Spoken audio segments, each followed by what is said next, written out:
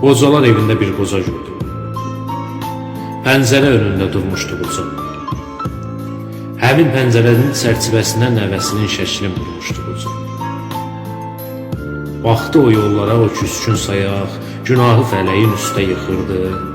Bir gözü mürgülü, bir gözü oyaq, təkcə nəvə üçün çox darıxırdı. Deyə bilmədim ki, yetər ay qoca, darıxıb özünü incitmə, bəsdir. Ot kökü üstündə bitər ay qoca, sənin darıxmağın vallahi bəsdir. Övlad naxələfsə, vicdanı yoxsa, nəvə nə tərbiyə alacaq ondan. Böyüyüb atası yaşa gələndə bəlkə də laf betər olacaq ondan. Daha o yollara boylanma qoca, o yollar üzünü güldürən deyil. Sənin həyat eşqin öldü yoldaca, Əzrail heç bilə öldürən deyil. Duyun ey insanlar, duyun səsimi, həyatdan nə qədər cahil olasan, sənə həyat verən ata-ananın ümidin öldürüb qatil olasan.